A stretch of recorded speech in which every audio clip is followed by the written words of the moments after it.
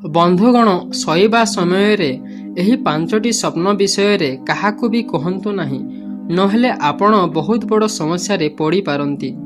ଆଜି ଆମେ ଏହି ଭିଡ଼ିଓରେ ଜାଣିବା ଏମିତି 5ଟି ସ୍ୱପ୍ନ ବିଷୟରେ ଯାହାକୁ ଆପଣ କେବେ ନା କେବେ ନିଶ୍ଚୟ ଦେଖିଥିବେ, ଆଉ ଆପଣ ଏହି ସ୍ୱପ୍ନ ଦେଖିଲା ପରେ କାହାକୁ ବି କହିଦେଇଥିବେ।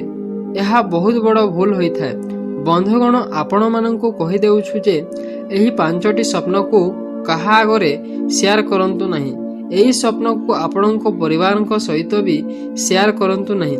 ତେବେ ଚାଲନ୍ତୁ ଜାଣିବା ସେହି 5ଟି ସ୍ୱପ୍ନ ବିଷୟରେ। ସେଥିପାଇଁ ଭିଡ଼ିଓକୁ ଶେଷ ପର୍ଯ୍ୟନ୍ତ ନିଶ୍ଚୟ ଦେଖନ୍ତୁ। ଶୋଇବା ସମୟରେ ପ୍ରାୟ ସମସ୍ତେ ସ୍ୱପ୍ନ ଦେଖିଥାନ୍ତି। ସ୍ୱପ୍ନ ଦେଖିବା ଏକ ସାମାନ୍ୟ ପ୍ରକ୍ରିୟା ଅଟେ। କିଛି ସ୍ୱପ୍ନ ଏମିତି ହୋଇଥାଏ ଯାହା ନିଦ ଭାଙ୍ଗିଲା ପରେ ମନେ ପଡ଼ିନଥାଏ। ସେମିତି କିଛି ସ୍ୱପ୍ନ ଥାଏ ଯାହା ଶୋଇକି ଉଠିଲା ପରେ ମନେ ଥାଏ। ଆପଣ କେତେକଙ୍କ ମୁହଁରୁ ଶୁଣିଥିବେ କି ଆପଣ ନିଜେ ହିଁ କହିଥିବେ କି, ଜାଣିଛ, ମୁଁ ଆଜି ଏପରି ସ୍ୱପ୍ନ ଦେଖିଥିଲି। ଏମିତିରେ ଆମେ ବାହାର ଲୋକଙ୍କ ସହିତ ଆମ ସ୍ୱପ୍ନକୁ ସେୟାର କରି ଦେଇଥାଉ, କିନ୍ତୁ ଏହି କଥା ବହୁତ କମ୍ ଲୋକ ଜାଣିଛନ୍ତି ଯେ କିଛି ସ୍ୱପ୍ନ ଏପରି ବି ହୋଇଥାଏ ଯାହାକୁ କାହା ସହ ବି ସେୟାର କରିବା କଥା ନୁହେଁ। ଶାସ୍ତ୍ର ଅନୁସାରେ ଏମିତି କରିବା ବହୁତ ଭୁଲ ହୋଇଥାଏ। ଏହାଦ୍ୱାରା ଭବିଷ୍ୟତରେ ମିଳିବାକୁ ଥିବା ଫଳ ମିଳିନଥାଏ। ତେବେ ଚାଲନ୍ତୁ ଜାଣିବା 5ଟି ସ୍ୱପ୍ନ ବିଷୟରେ ଯାହାକୁ କାହା ସହିତ ବି ସେୟାର କରିବା କଥା ନୁହେଁ। ନମ୍ବର 1 ହେଲା ପ୍ରକୃତି ସହିତ ଜଡ଼ିତ ସ୍ୱପ୍ନ। ବନ୍ଧୁଗଣ, ଆପଣ ଏପରି କିଛି ସ୍ୱପ୍ନ ଦେଖୁଥାନ୍ତି ଯେଉଁଥିରେ ଆପଣ ପ୍ରକୃତିର ପାଖରେ, ମାନେ ସ୍ୱପ୍ନରେ ସମୁଦ୍ର, ବୃକ୍ଷ, ଲତା, ପାହାଡ଼, ନଦୀ ଏପରି। ତ ଆପଣ ଏସବୁ ଜିନିଷ ଦେଖିବା ମାନେ ହେଉଛି ବହୁତ ଜଲ୍ଦି ଆପଣଙ୍କ ଜୀବନରେ ବଡ଼ ଖୁସି ଖବର ଆସିବାକୁ ଯାଉଛି। ଯେମିତି ପ୍ରକୃତିର ପାଖକୁ ଗଲେ ଆମର ମନ ପ୍ରସନ୍ନ ହୋଇଯାଇଥାଏ, ଠିକ୍ ସେହିପରି ଏହି ସ୍ୱପ୍ନର ଅର୍ଥ ତାହା ହିଁ ହୋଇଥାଏ। କିନ୍ତୁ ଆପଣ ଏ ସ୍ୱପ୍ନ ବିଷୟରେ କାହାରିକୁ ବି ଯଦି କହିଦେଉଛନ୍ତି, ତ ହୋଇପାରେ ଏସବୁ ଫଳରୁ ଆପଣ ବଞ୍ଚିତ ହୋଇପାରନ୍ତି। ନମ୍ବର 2 ହେଲା ମୃତ୍ୟୁ ସମ୍ବନ୍ଧୀୟ ସ୍ୱପ୍ନ। ବନ୍ଧୁଗଣ, ବେଳେବେଳେ ଆମେ ଏପରି ସ୍ୱପ୍ନ ଦେଖିଥାଉ, ଆମେ ନିଜର ବା ଅନ୍ୟ କୌଣସି ବ୍ୟକ୍ତିର ମୃତ୍ୟୁ ଦେଖିଥାଉ।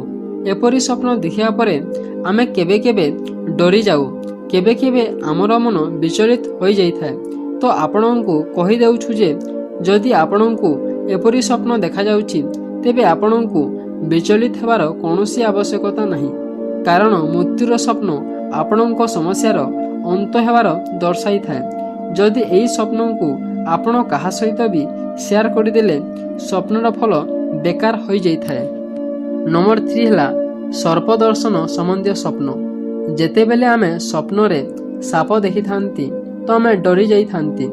କିନ୍ତୁ ଯଦି ଆପଣଙ୍କୁ ସ୍ୱପ୍ନରେ ସାପ ଦେଖାଦିଏ, ତେବେ ଆପଣଙ୍କୁ ଡରିବାର କୌଣସି ବି ଆବଶ୍ୟକତା ନାହିଁ।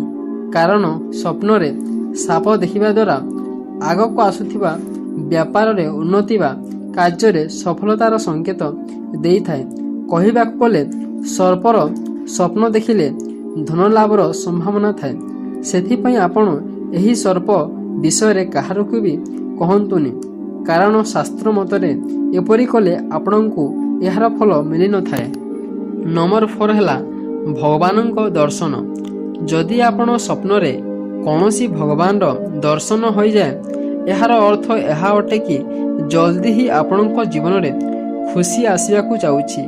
ସ୍ୱପ୍ନରେ ଭଗବାନର ଅର୍ଥ କିଛି ବଡ଼ ସଫଳତାର ସୂଚନା ଅଟେ। ଆଗକୁ ଆସୁଥିବା ସମୟରେ ଆପଣଙ୍କୁ କିଛି ନା କିଛି ବଡ଼ ଖୁସି ଖବର ମିଳିବାକୁ ଯାଉଛି। ସେଥିପାଇଁ ଆପଣମାନେ ଏହି ସ୍ୱପ୍ନକୁ କାହା ଆଗରେ ସେୟାର କରନ୍ତୁ ନାହିଁ। ନମ୍ବର 5 ହେଲା ମାଛ ସମ୍ବନ୍ଧୀୟ ସ୍ୱପ୍ନ। ଯଦି ଆପଣ ସ୍ୱପ୍ନରେ କୌଣସି ମାଛ ପହଁରୁଥିବାର ସ୍ୱପ୍ନ ଦେଖନ୍ତି, କିମ୍ବା ଆପଣ ବା ଅନ୍ୟ କୌଣସି ଲୋକ ମାଛ ଧରୁଥିବା ବା ଖାଉଥିବାର ସ୍ୱପ୍ନ ଦେଖନ୍ତି, ତ ଏହାକୁ ବହୁତ ଶୁଭ ମନାଯାଏ। କାରଣ ସ୍ୱପ୍ନରେ ମାଛ ଦେଖିବାର ଅର୍ଥ ଏହା ହୋଇଥାଏ କି ଅଚାନକ ଧନଲାଭ ହେବା। ଏହି ସ୍ୱପ୍ନର ଫଳ ଆଗକୁ ଆସୁଥିବା ଏକ ମାସରେ ହିଁ ମିଳିଯାଇଥାଏ। ସେଥିପାଇଁ ଏହି ସ୍ୱପ୍ନକୁ କାହାରିକୁ କହନ୍ତୁ ନାହିଁ। ବନ୍ଧୁଗଣ, ଏହି ଭିଡ଼ିଓରେ ଏମିତି 5ଟି ସ୍ୱପ୍ନ ବିଷୟରେ କୁହାଗଲା ଯେଉଁ ସ୍ୱପ୍ନକୁ କାହାରିକୁ ବି କହିବା ଉଚିତ ନୁହେଁ। ତେବେ ଭିଡ଼ିଓ କେମିତି ଲାଗିଲା ନିଶ୍ଚୟ ଜଣାନ୍ତୁ ଓ ଆମ ଚ୍ୟାନେଲକୁ जदि प्रथमे आसीछन्ति तेबे सब्सक्राइब कर नियंतु और घंटी बटन को दबाई दियंतु।